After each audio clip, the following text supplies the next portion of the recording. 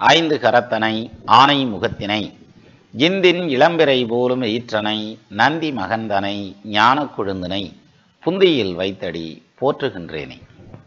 வணக்கம். நம்ம ஜோதிட சொந்தங்கள் எல்லாருக்கும் வணக்கம். ஒருத்தர் வசதி வாய்ப்பாக பிழைக்கிறார், நிறைய சொத்துவத்தோடு பிழைக்கிறார், நிறைய இடத்துல பில்டிங்லாம் வாடகை கூட்டிருக்கார், அப்புறம் நிறைய கையில் கேஷ் புழங்குற மாதிரியான ஒரு பிஸ்னஸில் இருக்கார், 2-3 இடத்துல பிஸ்னஸ் நடக்குது, கோடிக்கணக்கில் வருமானம் வருது, லட்சக்கணக்கில் வருமானம் வருது, அப்படிங்கிற மாதிரியான ஒரு வசதியான வாழ்க்கையில் இருக்கார். அப்படின்னா பார்த்ததுமே நம்ம என்ன சொல்லுவோம், இங்கே பாரு அவருக்கு சுக்குரேன் உச்சம் யா BMW போகிறாரு அப்படின்ற மாதிரியான பாயிண்டில் இருப்பான். ஆனால் அதெல்லாம் இல்லை. அதாவது ஒருத்தர் வசதி வாய்ப்பாக இருக்கணும் அப்படின்னாக்க தனகாரகனான குரு பலம் பெற்ற நிலையில் நிற்கணும், அதே மாதிரி தனாதிபதி பலம் பெற்ற நிலையில் நிற்கணும், அப்புறம் சுபகிரகங்கள் வலுவாக நிற்கணும், இப்படிங்கிற மாதிரியான யோசனையெல்லாம் இருக்கும். அவன் கொடுத்து வச்சவன் அந்த ஜாதகம் யோக ஜாதகம் அப்படின்னு யோசிப்போம். ஆனால் விஷயம் அப்படி இல்லை. சுபகிரகங்களில் தான் பலன் கொடுக்கணுங்கிறது இல்லை, பாவ கிரகங்கள்னாலையும் பலன் கிடைக்கும். இப்போ ஒரு எடுத்துக்காட்டு வச்சுக்கிறோம்.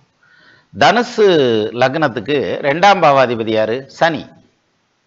சார், இவருக்கு குரு நீசமாக இருந்தால் கூட சனி ஸ்ட்ராங்காக இருந்ததுன்னா அது மிகப்பெரிய யோகமாக போயிடும். சனி சுக்கிரன் சேர்ந்துருக்குன்னு வச்சுக்கோங்க தனுசு லக்னக்காரங்களுக்கு, அது சம்பாதிக்கிற காலத்தில் சனி தசையோ சுக்கிர தசையோ வந்தால் அது மிகப்பெரிய யோகத்தை செய்யும்.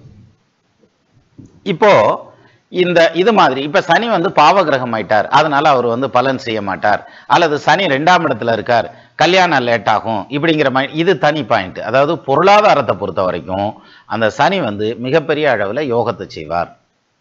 சரி, இப்போ செவ்வாய் எடுத்துக்கோங்க. செவ்வாய் துலா லக்னத்துக்கு தனாதிபதியாக வருவார், 7ஆம் இடத்ததிபதியாக வருவார். அவர் 7ஆம் இடத்துலையோ 2ஆம் இடத்துலையோ ஆட்சியாகி நிற்கிறாருன்னு வச்சுக்கோங்க, அப்பவும் அது பெரிய யோகமாக தான் இருக்குமே தவிர தோஷமாக இருக்காது. என்ன காரணம்? அவர் தனஸ்தானாதிபதி சார், அவர் அந்த இடத்துல ஆட்சியான அவர் யோகத்தை தானே கொடுத்தாகணும். அதுவும் சம்பாதிக்கிற காலத்தில் செவ்வாய் தசை வந்துருச்சுன்னு வச்சுக்கோங்க, இன்னும் பெரிய யோகம். இன்னும் சொல்லணும்னா துலா லக்னத்துக்கு 4வது வீட்டில் செவ்வாய் போய் உச்சமாக இருந்துச்சுன்னு வைங்க, அவ்வளோ பெரிய யோகம். நாடிய 4ஆம் தானம் நட்சுப ராசியாக தேடிய 4ஆம் கோளோன் சீரியருடனே கூடி பாடிய செவ்வாய் தானும் பதிந்திட அநேக கஷேத்திரம் கூடிய திரவியங்கள் குவிந்திடும் என்று சொல்லுங்கிறான். அப்போ நிறைய இடத்துல சொத்து பத்து வாங்குறதுக்கான அமைப்பெல்லாம் கூடிரும். இந்த செவ்வாய் ஸ்ட்ராங்காக உட்காந்துருக்கணும். அப்போ துலா லக்னத்துக்கு 2ஆம் இடத்ததிபதி செவ்வாய், மீன லக்னத்துக்கு 2ஆம் இடத்ததிபதி செவ்வாய், தனுசு லக்னத்துக்கு 2ஆம் இடத்ததிபதி சனி, மகர லக்னத்துக்கு 2ஆம் இடத்ததிபதி சனி, இவர்கள் எல்லாம் பாவ கிரகங்கள். அதே மாதிரி மிதுன லக்னத்துக்கு 2ஆம் இடத்ததிபதி சந்திரன், அவர் தேய்விரை சந்திரன் வச்சுக்கிருவோமே. அப்போ அந்த தேய்விரை சந்திரனா இருந்தாலும் அவர் யோகத்தை செய்வார். அதே மாதிரி கடக லக்னத்துக்கு 2ஆம் இடத்ததிபதி சூரியன், பாவ கிரகம் தான். ஆனால் சூரியன் உச்சமாவோ ஆட்சியாவோ கேந்திர திரிகோணங்கள்லையோ அல்லது ஆட்சி பெற்றவனோடையோ உச்சம் பெற்றவனோடையோ அல்லது குரு பார்வையிலையோ உட்காந்துட்டா அந்த ஜாதகன் யோகக்காரன், அவனுக்கு பெரிய அளவில் பொருளாதாரத்தை கொடுக்கும். சிலர் சொல்லுவாங்க, இங்கே பாரு எனக்கு ஆட்சியும் இல்லை உச்சமும் இல்லை, எந்த கிரகமும் ஆட்சி இல்லையா, எந்த கிரகமும் உச்சம் இல்லையா, ஒரே ஒரு கிரகம் ஆட்சியாக இருக்குது அதுவும் வக்கரமாக இருக்குது, அல்லது ஒரே ஒரு கிரகம் உச்சமாக இருக்குது அதுவும் வக்கரமாக இருக்குது. சோலி முடிஞ்சு வச்சு நமக்கு ஆட்சி உச்சம் எதுவுமே இல்லாதனால சும்மா ஒரு நார்மலான லைஃப்பில் தான் நம்ம இருக்கணும் அப்படின்ற மாதிரியான ஒரு மனோநிலையில் இருப்பாங்க. அது தேவையில்லை. பிரமாதமான சக்ஸஸான ஒரு தசை அமையறதுக்கான வாய்ப்பு அவங்களுக்கு கிடைக்கும். எப்படி? பாவ கிரகங்களே யோகத்தை செய்யும் சார். சார், ஒன்றுக்கு மேற்பட்ட கிரகங்கள், அதாவது ஏதாவது ஒரு கிரகம் லாபஸ்தானத்தில் நின்னாலே அது யோகம்தான். ஆனால் ஒன்றுக்கு மேற்பட்ட கிரகங்கள் குரூப்பாக சேர்ந்து 11ஆம் பாவத்தில் உட்காந்துருச்சுன்னு வைங்களேன், அவன் நிச்சயமாக பொருளாதாரத்தில் ஜெயிச்சே தீருவான். ஒரு காலம் இல்லாட்டி ஒரு காலம் தன்னுடைய வாழ்நாளில் ஃபைனான்ஷியலாக அவங்க சக்ஸஸ் ஆயிடுவாங்க. தத்தமது ஓரைக்கும் லக்னம் தனக்கும் தனாதிபதி மறையாமலும் சுத்தமோடு 6-8 விரையாதி சூழாமல் நேராமலும் ஒத்த 11ஆதி தருமாதி கொடுக்கணும் உதய குருவாய் மேவினும் வைத்த 11 வெகுவேர் குலாவினும்ன்றான்.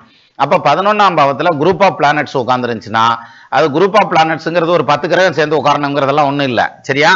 உட்காந்துருக்கிறது ஒரு 2 கிரகம் உட்காந்துருந்தாலே போதும். ஒரு கிரகம் இருந்தாலே யோகம், 2 கிரகம் இருந்தால் இன்னும் யோகம், 3 கிரகம் இருந்தால் உறுதியாக வாழ்க்கையில் ஜெயிச்சிருவான். 4 கிரகம்லாம் இருந்துச்சுன்னா கண்டிப்பாக வாழ்க்கையில் ஜெயிச்சே ஆகணும். அவன் ஒன்று நல்ல விதமாவது ஜெயிக்கணும், இல்லாட்டி நல்லா இல்லாத விதமாவது சம்பாதிச்சு போடுவான். அப்போ நம்பர் 1 ஆகட்டும் நம்பர் 2 ஆகட்டும் ஏதோ ஒரு விதத்தில் பெரிய ஒரு பொருளாதாரத்தை சம்பாதிக்கிறதுக்கான அமைப்பு அப்படிங்கிறது இவங்களுக்கு கைகூடி வரும். அப்போ பாவ கிரகங்கள் வலுத்து நின்னா கூட ஒருத்தர் ஜெயிக்க முடியும் அப்படிங்கிறதுக்கு பல உதாரணங்களை சொல்லலாம். இப்போ இதுக்கு சாஸ்திர பிரமாணமா ஒன்று கொடுக்குறேன் பாருங்க. ஒரு பாடல் சொல்லுது, உதயாதி சுங்கன் பத்தில் ஒருமையாய் இருக்கத்தானும் சிதையாமன் மதியும் நாளில் சேர்ந்துடன் குருவும் பாம்பும் பதியாக வேளில் சேர பாவரும் லாப நிற்க விதையாக நின்றாராகில் இவனுக்கே ராஜயோகம். நல்லா கவனிங்க, மறுபடியும் பாருங்க, இது திகட்டிருச்சு பார்த்தீங்களா? உதயாதி சுங்கன்பத்தில் ஒருமையாய் இருக்கத்தானும் சிதையாமன் மதியினாலில் சேர்ந்துடன் குருவும் பாம்பும் பதியாக வேளில் சேர பாவரும் லாப நிற்க விதையாக நின்றாராகில் இவனுக்கே ராஜயோகம். யாருக்கு ராஜயோகம் சொல்றாங்க? உதயாதி சுங்கன்பத்தில் ஒருமையாய் இருக்கத்தானும். உதயாதினாக்க லக்னாதிபதினு சொல்லக்கூடிய கிரகம். நீங்க கடக லக்னமா இருந்தா சந்திரன், சிம்ம லக்னமா இருந்தா சூரியன், கன்னியா லக்னமா இருந்தா புதன், இதான உதயாதிபதி.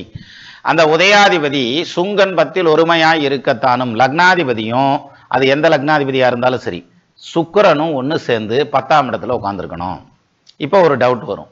இப்போ சுக்கிரனுடைய நட்பு கிரகங்கள் சேர்ந்தா சரி, சுக்கிரனோட பகை கிரகங்கள் சேருதுன்னு வச்சுக்கோங்க. சுக்கிரன் சூரியன் சேர்றார், சுக்கிரன் சந்திரன் சேர்றார், அப்படி சேர்ந்ததுன்னா பகை தானே.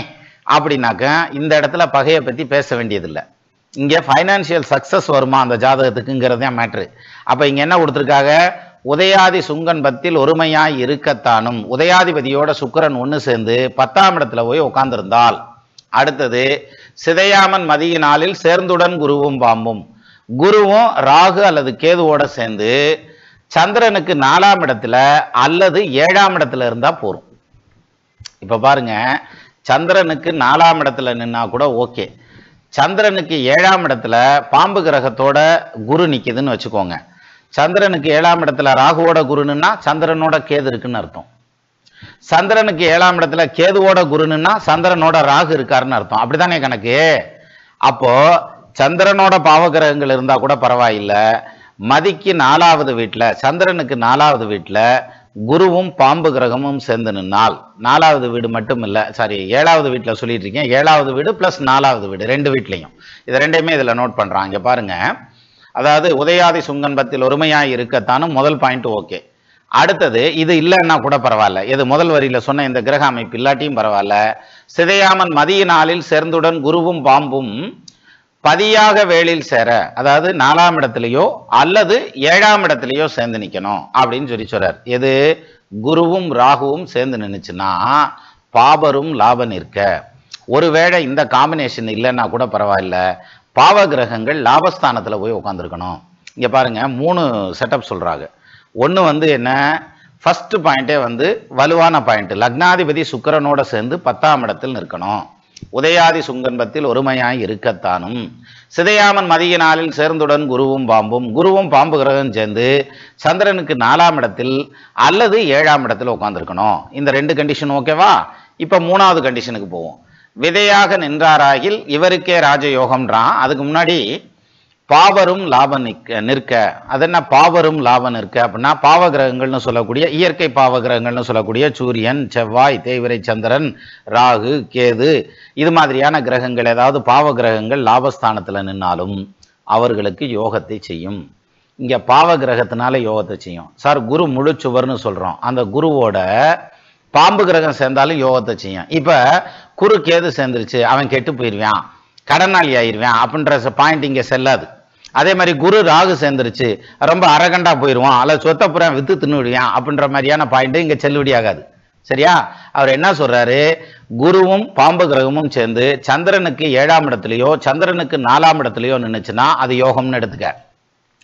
லக்னாதிபதியும் சுக்கிரனும் சேர்ந்து 10ஆம் பாவத்துல உட்காந்துருந்துச்சு, அது யோகம்னு எடுத்துக்க. 11ஆம் பாவத்துல கூட்ட கிரகங்கள் பாவ கிரகங்கள் உட்காந்துருக்கா, அதையும் யோகம்னு எடுத்துக்க. இதுல எது இருந்தாலும் நீ ராஜயோகத்துக்காரன்டான்னு சொல்லி சொல்றார். அப்ப பாருங்க, திருப்பி அந்த பாடலை பார்ப்போம். அதாவது உதயாதி சுங்கன்பத்தில் ஒருமையாய் இருக்கத்தானும் சிதையாமன் மதியினாலில் சேர்ந்துடன் குருவும் பாம்பும் பதியாக வேளில் சேர பாவரும் லாப நிற்க விதையாக நின்றாராகில் இவனுக்கே ராஜயோகம் அப்படின்னு சொல்லி ஒரு யோக பாக்கியத்தை சொல்றான். அப்பேற்பட்ட யோக பாக்கியம் இந்த பாடல்ல சாஸ்திர பிரமாணத்திலேயே சொல்லுது. அதை விட்டுட்டு நம்ம தனகாரகனோடு குரு சேர்ந்து விட்டார், அல்லது தனகாரகன் குருவோடு கேது சேர்ந்து விட்டார், அல்லது ராகு சேர்ந்து விட்டார், கெட்டு விட்டது. இதுல இன்னொரு பிளஸ் பாயிண்ட் என்ன தெரியுமா? இந்த குரு ராகு சேர்க்கையில குரு வக்ரமா இருந்தாலும் அவன் ஜெயிப்பான். அதான் மேட்ரு இதுல. அதே மாதிரி 11ஆம் பாவத்துல பாவ கிரகங்கள் இருக்குப்பா, அது இதுல சொன்ன மாதிரி தாயா இருக்கு, ஆனா வக்ரமா இருக்கியா, அப்பயும் ஜெயிப்பான். அப்ப லக்னாதிபதியும் சுக்கிரனும் ஒன்னு சேர்ந்து 10ஆம் பாவத்துல நிக்கணும்னு சொல்றாங்க. அதுல வக்ர கிரகங்கள் இருக்கு, அதுல கூட ராகு எது இருந்து வக்ரம் இருந்தா ஜெயிச்சிருவான், ராகு எது இல்லாம வக்ரமா இருந்தா மட்டும்தான் சிக்கல் அதுல. அப்போ இந்த பாடல் என்ன சொல்லுது?